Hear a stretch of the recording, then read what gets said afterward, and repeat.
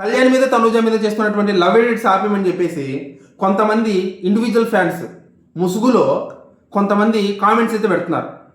అంటే ఇన్స్టాగ్రామ్లో చూసాను అనమాట.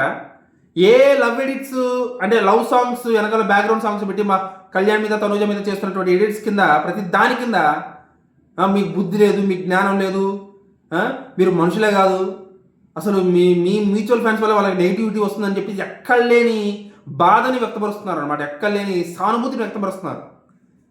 ఎక్కడికి పుట్టుకొచ్చారో సడన్గా అర్థం కాదు నాకు. అసలు ఎందుకు ఆపేయాలి? వాళ్ళకి అడుగుతున్న క్వశ్చన్ ఏంటంటే ఎందుకు ఆపేయాలి? వాళ్ళ మీద చేస్తున్న లవ్ ఎడిట్స్ కానీ వాళ్ళ మీద చేస్తున్న వీడియోస్ కానీ ఎందుకు ఆపేయాలి? నాకెందుకు కూడా పెట్టారు చాలామందికి. మీరు తనుజ పేరు కళ్యాణ్ పేరు వాడుకొని వీడియోస్ చేయొద్దు, మీరు వాళ్ళిద్దరు కలిపి వీడియోస్ చేయదు, విడిగా చేయండి కావాలంటే అని చెప్పేసి మీరెవరు చెప్పడానికి? మేము ఎలా వీడియోస్ చేయాలో మా ఛానల్ లేదు, మేము క్రియేట్ చేసుకున్నాం, మేము అభిప్రాయాలు చేస్తున్నాం, మీరెవరు చెప్పడానికి? సరే సరే చెప్పారు, లవ్ ఎడిట్స్ ఆపమని ఎందుకు చెప్తున్నారు? మీకేమొచ్చింది నొప్పి?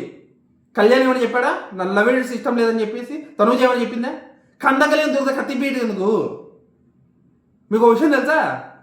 కళ్యాణ్ ఆర్మీ అని ఒక ఇన్స్టాగ్రామ్ అకౌంట్ కింద దాంట్లో ఉన్న లవ్ ఎడిట్స్కి కళ్యాణ్ పడాలో లైక్ కొట్టాడు. తెలుసా మీకు ఆ విషయం? వాళ్ళకి ఇష్టం లేకపోతే కదా ఆపేయమని చెప్పడానికి ఒక ఆస్కారం ఉండేది. వాళ్ళకి ఇష్టమైనప్పుడు మీకు వచ్చే నష్టం ఏంటి? మీకు వచ్చే కష్టం ఏంటి? ఎందుకు అంత ఊగిపోతున్నారు, ఫ్రస్ట్రేట్ అయిపోతున్నారు మీరు? నాకు అర్థం కాగలుగుతాను. మేము ఆపం. కళ్యాణ్ తనుజను వచ్చి బయటకు వచ్చి బహిరంగంగా చెప్పేంత వరకు మేము ఆపేదే లేదు.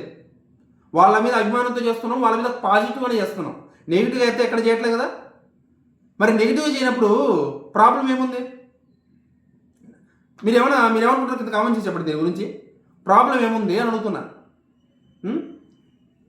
సో కాబట్టి ఆపేది లేదు, ఆగేది లేదు. మీరేం చేసుకుంటారో మీరు చేసుకోండి, మేమేమైతే ఆపేది లేదు. ఓకేనా? బాయ్.